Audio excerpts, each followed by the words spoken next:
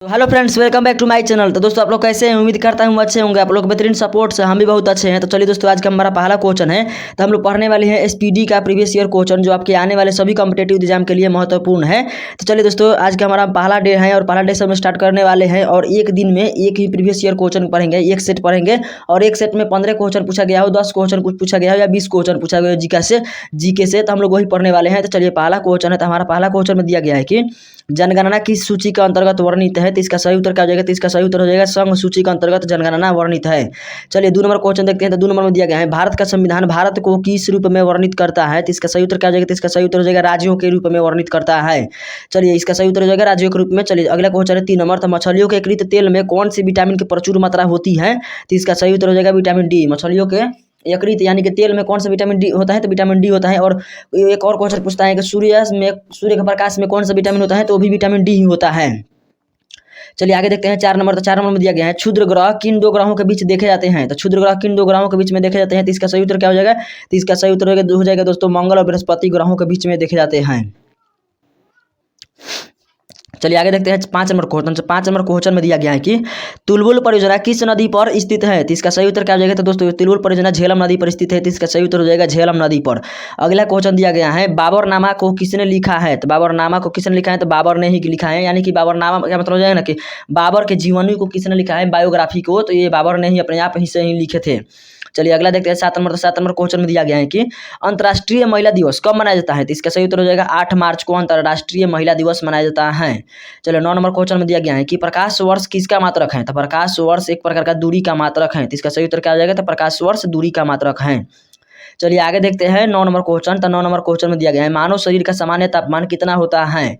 तो मानव शरीर का सामान्य तापमान अगर 3 तरीके से पूछा जाता है, केल्विन में, फ़ारेनहाइट में और सेल्सियस में। तो ये पूछा गया था सेल्सियस में। तो इसका सही उत्तर क्या हो जाएगा? तो मानव शरीर का सामान्य तापमान 37 डिग्री सेल्सियस होता है।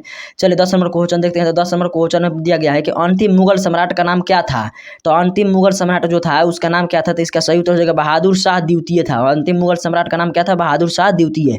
चलिए अगला क्वेश्चन है भारत छोड़ो का नारा किसने दिया था। तो इसका सही उत्तर हो जाएगा महात्मा गांधी ने भारत छोड़ो का नारा दिए थे। मतलब अंग्रेज को भगाने के लिए ये वाला नारा दिए थे। और दिल्ली चलो का नारा किसने दिया था? सुभाष चंद्र बोस ने दिए थे। तो आप लोग को ध्यान रखना है, नारा सभी नारा जो है ना वो सबको ध्यान रखना है। राशियों की कुल संख्या कितनी होती है। तो राशियों की कुल संख्या जो होती है वो होती है 12, यानी 12 होती है। और जैसे कि भारत में कुल कितने राज्य हैं, तो आप लोग इसमें कंफ्यूज होते हैं कि 29 है या 28 है। तो अभी आप लोग अपडेट हो जाइए कि 28 यानी कि 28 राज्य भारत में कुल स्थित है। चलिए 13 नंबर क्वेश्चन देखते हैं। तो 13 नंबर क्वेश्चन में दिया गया है एंजाइम मूल रूप से क्या होता है। तो एंजाइम मूल रूप से एक प्रकार का प्रोटीन होता है। तो इसका सही उत्तर क्या हो जाएगा? प्रोटीन।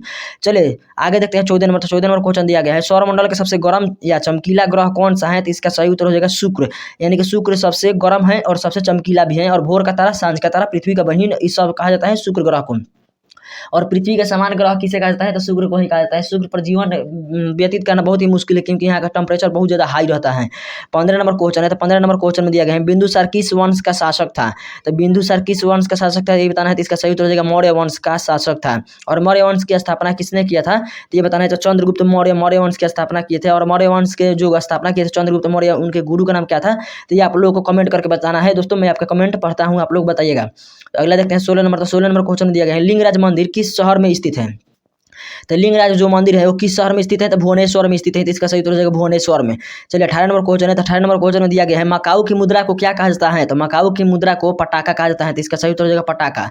18 नंबर क्वेश्चन है। तो 18 नंबर क्वेश्चन में दिया गया है सिनेमा का आविष्कार किसने किया था।